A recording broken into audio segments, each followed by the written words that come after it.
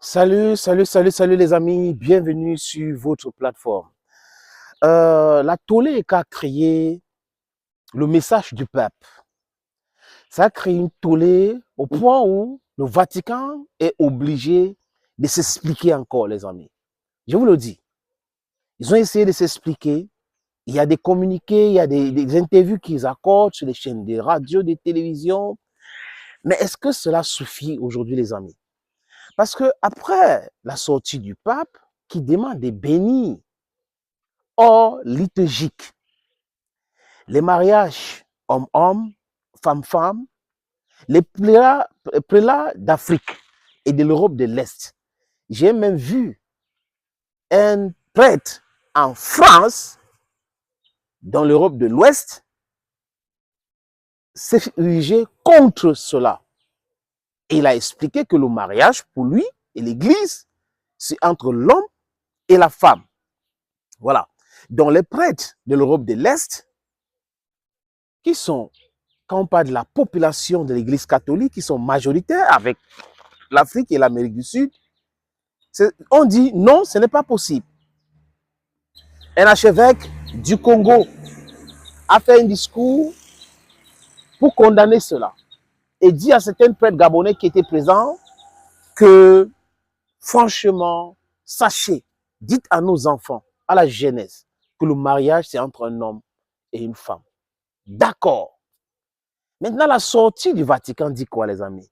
Que non, on n'a pas demandé de bénir. Vous savez que si deux pécheurs viennent, vraiment, le prêtre a la responsabilité s'il vient demander pardon devant Dieu. Non, le pape n'a pas dit que si les gens viennent demander pardon devant Dieu. Parce que les gens qui sont des femmes, hommes qui veulent se marier, ce n'est pas le pardon qu'ils viennent demander. Ils demandent la bénédiction nuptiale. Maintenant, si vous dites qu'on ne peut pas faire ça en église, on peut faire à l'extérieur. Pourquoi donc les prêtres partent ailleurs pour bénir des maisons, bénir des tours? C'est la même chose. Parce que si il n'a pas la soutane, on ne peut pas le considérer comme prêtre catholique. Donc, si pas son nom, de jeune garçon, ce n'est pas la bénédiction. Donc, ils sont en train de vouloir nuancer leurs propos aujourd'hui, compte tenu de la tollée que ça a créé en Afrique et en Europe de l'Est. Mais seulement, est-ce que ça passe? Voilà la question qu'on a le droit de se poser. Est-ce que ça, là, ça passe? Est-ce que le peuple comprend cela? Je vais dire, quand il dit le peuple, je vais dire les fidèles catholiques, parce que ça ne concerne pas tout le monde entier, les amis. Ils ont érigé les dogmes, et ces dogmes-là, pour eux, sont plus importants que la Bible. Ce que dit la Bible. Les amis, l'Église catholique, c'est de l'histoire, a été pour beaucoup dans l'esclavage. L'Église catholique a été pour beaucoup dans la colonisation. Je vous le répète encore, l'Église catholique a soutenu l'esclavage. L'Église catholique a soutenu aussi la colonisation. L'Église catholique a été utilisée pour maintenir le peuple africain dans l'abîme, dans le sous-développement. C'est des faits historiques. Et cette Église catholique qui refuse de respecter ce que dit la Bible continue de montrer aux yeux du monde que son visage changeant n'est pas vraiment changeant. Vous voyez un peu? C'est la même chose, on réfléchit comme ça. Comment comprendre que dans le monde entier, les amis, c'est la seule Église qui est considérée comme un État?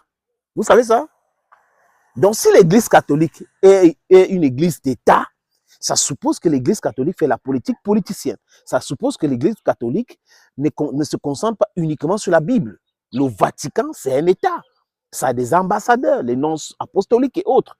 C'est un fait. Donc, ils sont en train de faire la politique dans l'Église et la Bible, ils mettent de côté. Ils mettent la Bible de côté.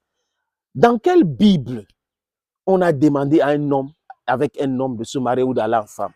Dans quelle Bible on a demandé à un homme, une femme à une femme d'aller ensemble? Dans leur propre Bible, je ne crois pas beaucoup. Ça dit quoi, les amis? Ça parle de l'abomination. Mais ça ne les regarde pas. Quand ils sortent, ils essaient d'expliquer que non, on a demandé de bénir le couple de même homme, femme, et c'est non ritualisé, c'est non liturgique. Ça, c'est juste les mots. Ça, c'est juste le mot. Les gens devraient se méfier de cette église. Parce que bientôt, ils vont acter la reconnaissance. Ils vont dire, parce que ça part petit à petit. Comment une église peut demander aux gens d'arrêter d'accoucher? Parce que c'est acté cela, les amis, de stopper l'accouchement. Donc, ceux qui sont en train de demander aux gens d'aller homme, femme, c'est quoi? Stopper la reproduction. Oui, parce qu'un homme, un homme, une femme, ensemble, ça fait quoi? Ça n'accouche pas, ça ne fait pas des enfants. Donc voilà les conséquences. Alors que Dieu a créé l'homme et la femme. Dieu, même les animaux, c'est différent. Donc ce que les animaux ne font pas, les êtres humains qui sont les homo sapiens, qui sont au top là, qui réfléchissent, n'est-ce pas, font. Donc, ceux qui font cela, les amis, est-ce qu'ils sont mieux que l'exemple qu'il vient de donner là? Je ne pense pas. Mais je vais aussi parler de l'hypocrisie des prêtres africains. Si vous n'êtes pas d'accord sur quelque chose, même des prêtres de l'Europe de l'Est, si vous n'êtes pas d'accord, vous pliez bagage et vous dégagez. C'est de ça qu'il est question. Parce qu'on est là dans une organisation et quand vous êtes dans l'organisation, vous respectez ce que l'organisation dit. On parle d'un pays et le pays qui est le Vatican, qui ne se considère pas aujourd'hui ou plus comme l'Église, a dit quoi les amis, est en train d'aller quelque part. Voilà, ils sont en train de changer leur loi qui n'a rien à voir avec la Bible, mais ils prétendent représenter Dieu sur terre. Vous comprenez un peu ce que je dis? Donc, si quelqu'un n'est pas d'accord, la personne doit dégager tout simplement. Rappelez-vous de l'histoire de Martin Luther King, le nom allemand, le prêtre allemand, qui était dans l'église catholique.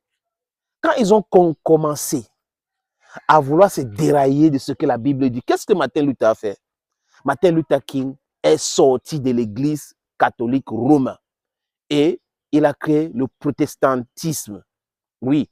Aujourd'hui, est-ce que ceux-là qui se font appeler protestants, est-ce qu'ils protestent quelque chose? C'était ça, Martin Luther King, qui est parti de l'église catholique pour dire non à cela. Et comme je ne suis pas d'accord, je plie mes clics et les claques, je m'en vais. Donc, tous ces prêtres africains aujourd'hui devraient réfléchir sur créer l'église catholique africaine tout court. C'est possible. Au nom de quoi vous devez rester dans quelque chose, vous ne vous reconnaissez pas dans quelque chose, mais vous restez là, vous dites que vous faites de l'opposition, c'est l'hypocrisie tout simplement. Oui, ça commence par la dénonciation, ça commence par le refus. Maintenant, comme ça ne cadre pas avec la réalité africaine, ça ne cadre pas avec la réalité biblique même, vous devez vous dire, c'est bon là. Vraiment, c'est bon là. Hein? C'est bon, on s'organise, on crée une église catholique africaine ou autre chose.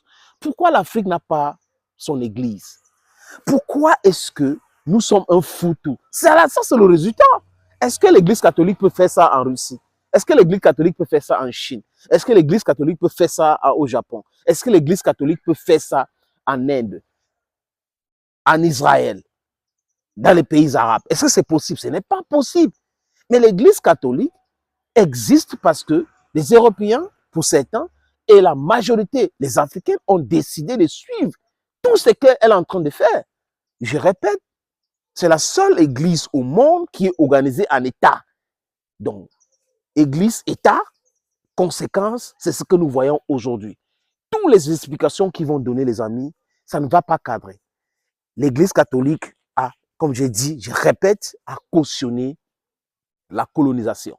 L'église catholique a cautionné l'esclavage. Voilà donc l'église catholique qui cautionne encore d'autres choses. Comprenez, les amis, qu'avec cela, on ne peut pas avancer. C'est trop d'hypocrisie. Et j'ai raison, avec beaucoup d'autres de mes amis, de vous appeler à réfléchir en tant que les Africains, à respecter nos us et coutumes, nos traditions africaines. C'est le plus important. Oui, nous avons nos réalités avant que ces gens n'arrivent nous coloniser, nous esclavagiser. Nous avons nos réalités. Revenons à ces réalités-là. C'est ça, être un bon Africain.